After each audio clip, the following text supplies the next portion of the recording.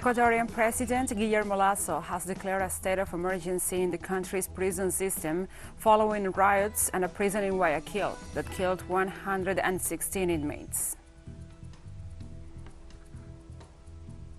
One of Brazil's biggest healthcare providers is accused of testing unproven drugs on elderly COVID-19 patients without their knowledge, as part of an effort to validate far-right President Jair Bolsonaro's preferred miracle cure for the novel coronavirus. The United Nations Special Coordinator for the Middle East peace process has expressed deep concern over the continued demolitions and seizures of Palestinian-owned structures by the Israeli regime.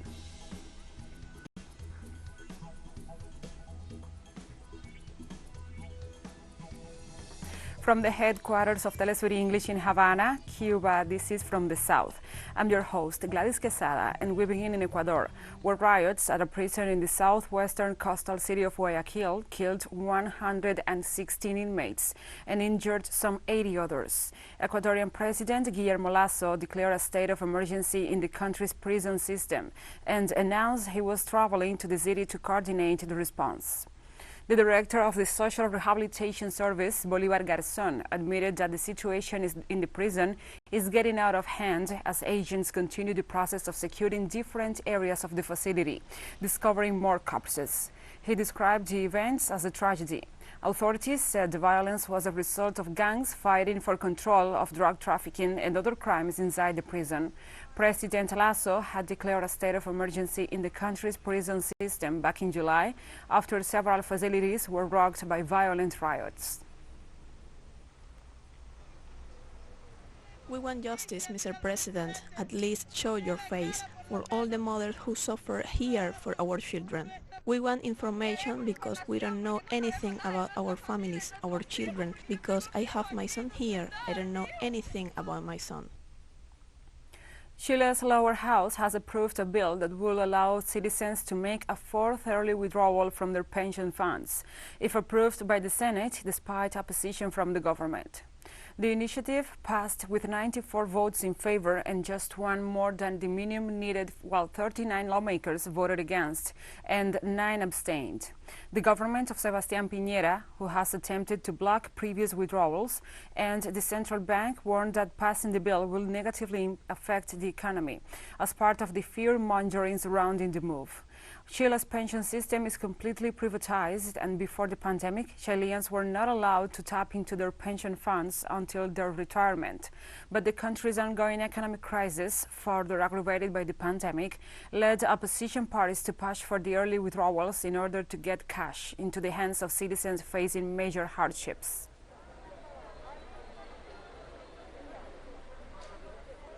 Indigenous people in Paraguay protested outside Congress on Wednesday against a land invasion bill that stiffens penalties and could see them evicted from disputed territories.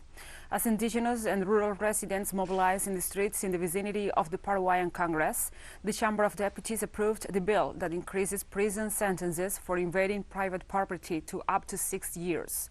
The legislation is a blow to several indigenous communities who reside on impoverished settlements on supposedly private lands, pending the restitution of their rights to these territories. The bill now passes to the executive for enactment or veto.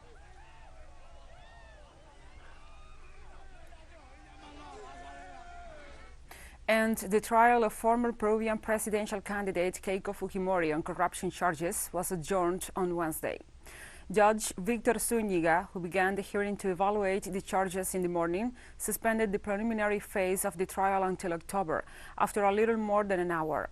The far-right political figure and daughter of jailed former dictator Alberto Fujimori has twice been held in preventive detention for this case, 16 months in total. She is accused of receiving illegal payments from the Brazilian construction giant Odebrecht to finance her 2011 and 2016 presidential campaigns.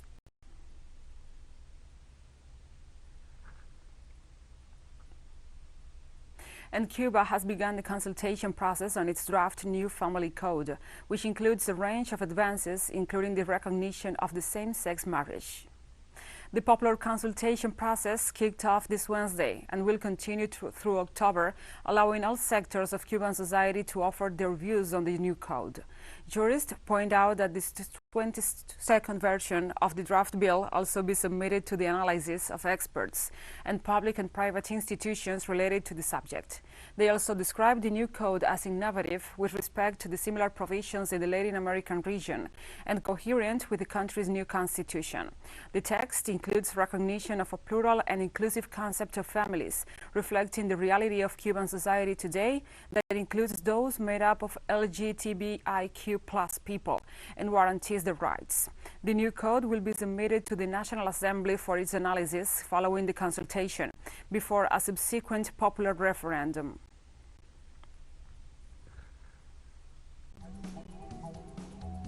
And we'll be right back after this very short break, so don't go away.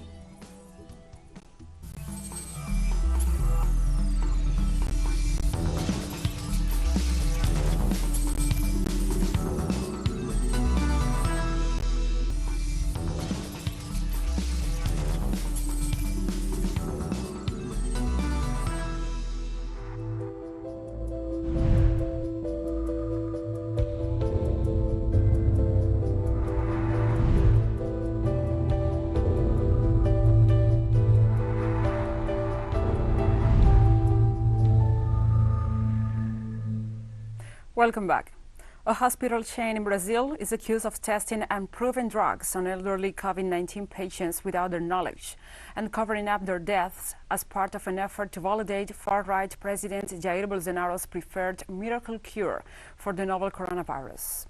A lawyer representing a group of whistleblowing doctors, Bruna Muraro, told senators investigating the government's handling of the health crisis on Tuesday that the Prevent Senior firm, one of Brazil's biggest healthcare providers, pressured doctors into giving patients a cocktail of ineffective drugs, including the anti-malarial hydroxychloroquine, much touted by Bolsonaro in what was referred to as the COVID kit. Those refusing to use elderly patients as human guinea pigs were threatened with dismissal or sacked. Last month, the whistleblowers handed a 10,000-page dossier to investigators containing a series of allegations against the Sao Paulo-based firm that centers and caters to senior citizens. At least 9 people died from the coronavirus during trials at the Prevent Senior hospital chain from March to April last year, but their charts were altered to hide the cause of death, the lawyer told the Senate inquiry.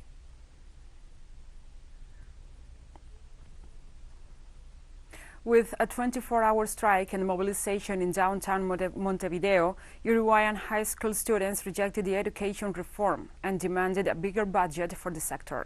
More in the following report by our correspondent, Mateo Grille. Of the Uruguayan president was the site chosen by different social movements to demonstrate. This time, hundreds of young high school students gathered in front of the Independence Square to denounce shortcomings in the education system and demand more information about the Uruguayan government's plan for educational reform. We are here on strike. We undertake this action to request more information about the resolution on the reform of the high school diploma programs. Today, we take a stand against it, asking for more information because this reform came out some time ago, and the truth is that there is no information, and we want to be part of this too, to collaborate with this. We are the ones who experience education from within, and we are the ones who know the shortcomings of the system and who really know the things it needs. In the framework of a 24-hour strike, students demanded participation in any attempt at educational reform and pointed out that this is not the way to prioritize national public education. It is certainly not the way to prioritize education because they did not prioritize it during the whole pandemic. It was never a priority. We did not have one-side classes for a long time, and that resulted in too many consequences that are seen today. The way they left the education sector, because it was not a priority, it's not possible to implement a reform like that. The students read a proclamation in which they recalled that since the Lacalle Pou administration took office, the educational budget has been notoriously reduced, and even denounced that this is the biggest cut since the recovery of democracy in 1985. The budget reduction is expressed in the loss of support classes and a reduction in teaching hours. Last year, during a health crisis, they eliminated more than 80,000 teaching hours. That means that teachers are working unpaid hours, coordination hours, thousands of support classes were lost, when coverage of the institutions and support for the student body was most needed. They were abandoned. For example, in my high school we were more than 2,000 students and there is no specialized staff in mental health. And we find it pathetic because there are thousands of young people struggling with mental health problems and there are no answers. After the demonstration, the students marched in downtown Montevideo, where they went to the headquarters of the National Education Administration to demand more education budget. Mateo Grille, Telesur, Montevideo, Uruguay.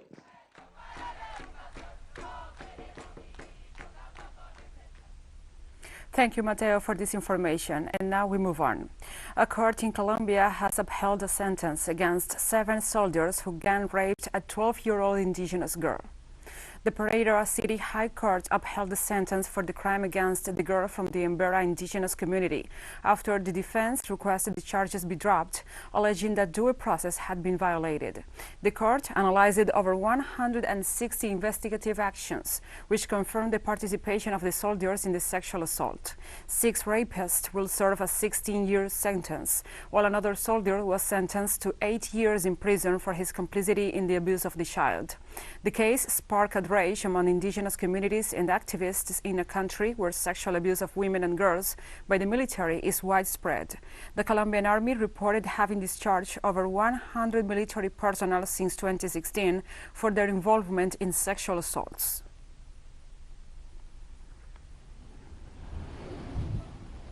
As hundreds of thousands of people cross a large part of the American continent in an attempt to reach the United States, we take a look at the situation in Colombia with our correspondent Hernán Tovar.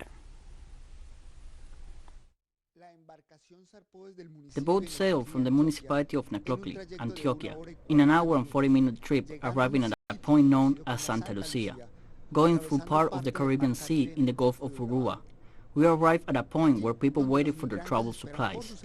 There, we continued by land in horse-drawn carriages or motorcycles, going through the almost inaccessible roads further into Colombian Choco.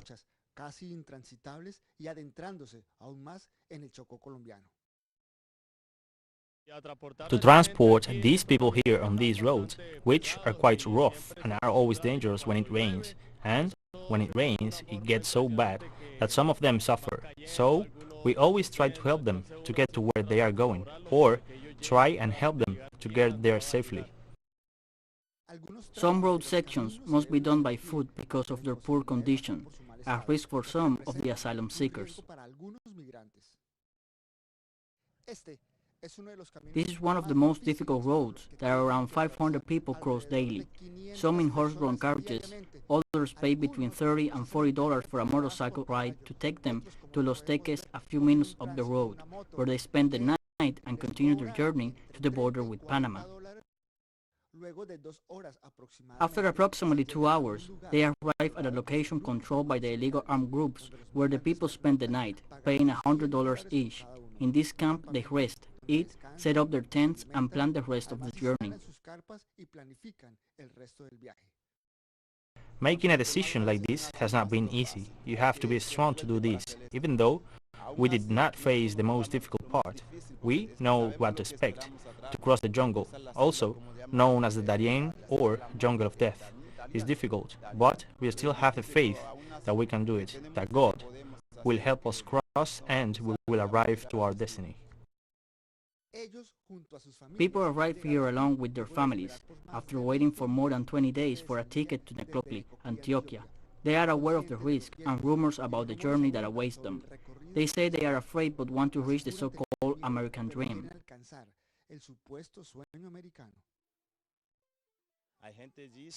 There are people who say that in Panama there are places like this. Others say there are people who sometimes steal your belongings and sometimes rape the women. Despite the hardships, men, women, and children are determined to reach the North American countries, with the idea of changing their lives and helping the rest of the family that stayed behind. So they continue their journey through the jungles that connect Colombia with Panama. Hernán Darío Tobar del Sur, Acandí, Departamento del Chocó, Colombia. Thank you, Hernan, for this report. A symbolic monument in the Colombian capital has been torn down in what authorities argued was a move to gain space for the first line of Bogotá's metro. However, the move has gained criticism from locals and from those who had made it a symbol to resistance during widespread anti-government protest. The Heroes Monument in Bogotá, dedicated to independent figures, became a rallying point during the national strike mobilizations against the neoliberal policies of the Iván Duque government, when it was painted with a series of murals and messages of resistance. While authorities stressed that the statue of independence hero Simón Bolívar, which stood at top of the monument, will be moved to another site, the artistic expression of the resistance to the government has been erased. Demolishing the monument is a very hasty decision that could have been postponed for a couple of years. I feel that it is more of an excuse to do away with a symbol of resistance, which is what the monument to the heroes have become. So I think it is like putting an end to the hope of the young people who had seen it as a meeting place to demonstrate our disagreement with the current government. I believe that in addition to symbols, the resistance will continue to be in each of the people who have participated in these strikes and demonstrations that go against the current policies of our government. And we have more stories coming up after this final short break, so stay with us.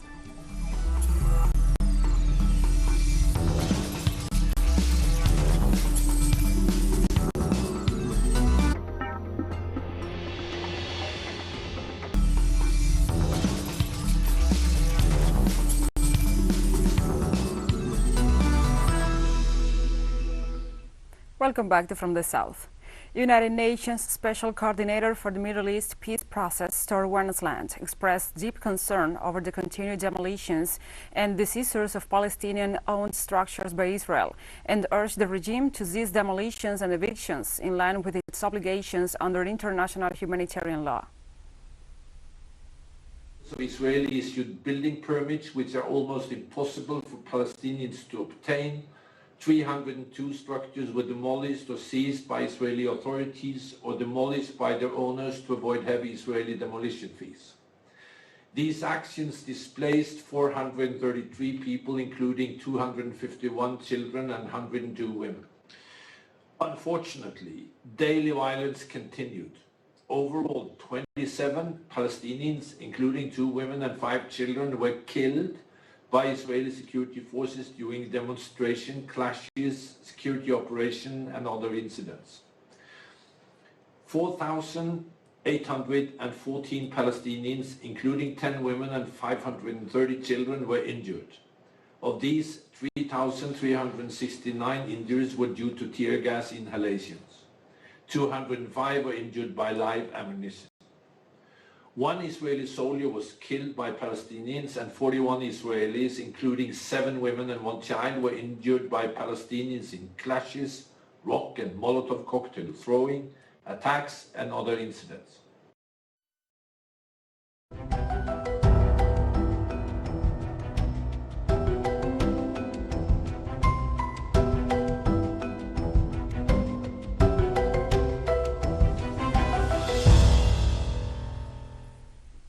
Now we address other topics. Lava from the erupting volcano on the Spanish island of La Palma touched the Atlantic Ocean late Tuesday, sparking fears of toxic gases being released in explosions.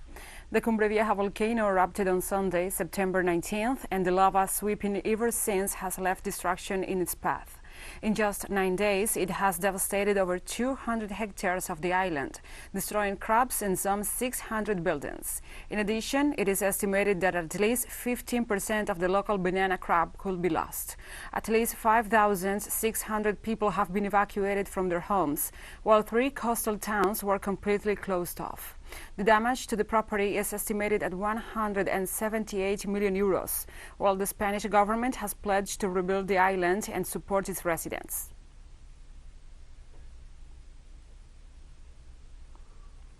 As the Cumbre Vieja volcano continues to sweep lava and ash, families who were evacuated from the town of Todoque, one of the closest to the volcano, are trying to rebuild their lives after losing their homes, businesses and most of their possessions. The house trailer. His parents at neighbor's house. The children of the family are staying with other family or friends. We have lost everything. Our houses, my father's house, our house, my brother's one, my uncle's one, my cousin's one, our wine cellars, my wife's business, a clothes shop. Everything is lost. We were more or less stable, and now we are completely ruined. We bought the house trailer 6 months ago, and thanks to this, we can escape because we are practically in the streets and living badly, bathing badly and eating badly. Authorities in Thailand rushed to protect parts of Bangkok from floodwaters that have already inundated 70,000 homes and killed 6 people in the country's northern and central provinces. The Thai Disaster Prevention and Mitigation Department said Tropical Storm Dianmu has caused flooding in 30 provinces, with the central region the worst hit. The level of the Chao Phraya River is steadily rising as authorities release water from dams further upstream. In the meantime, soldiers set up barriers and sandbags to protect ancient archaeological ruins and landmarks, as well as the neighborhoods in the old royal capital Ayutthaya. The Bangkok Metropolitan Administration is hopeful the city can avoid a repeat of the catastrophic 2011 monsoon season, when it experienced its worst flooding in decades, with a 50% of the city underwater and more than 500 people killed.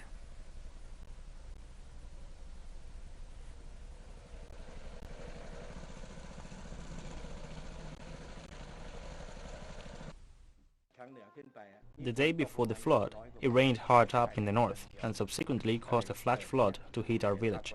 The water level rose rapidly, which was something we'd never experienced before in our Chai Badan district. I'd already packed and moved some of my stuff, but the flood water came at night. I came fast, so I didn't have time to finish moving everything.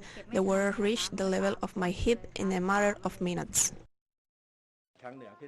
The day before the flood, it rained hard up in the north and subsequently caused a flash flood to hit our village.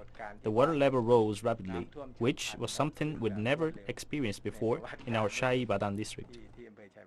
I'd already packed and moved some of my stuff, but the flood water came at night. I came fast, so I didn't have time to finish moving everything. The water reached the level of my hip in a matter of minutes. And we have come to the end of this news brief. But remember, you can find this and many other stories on our website at telesurenglish.net. And also, if you feel so inclined, please join us on social media for all the latest news. We are on Facebook, Twitter, Instagram, and Telegram. For Telesur English, I'm Gladys Quesada. Thank you for watching.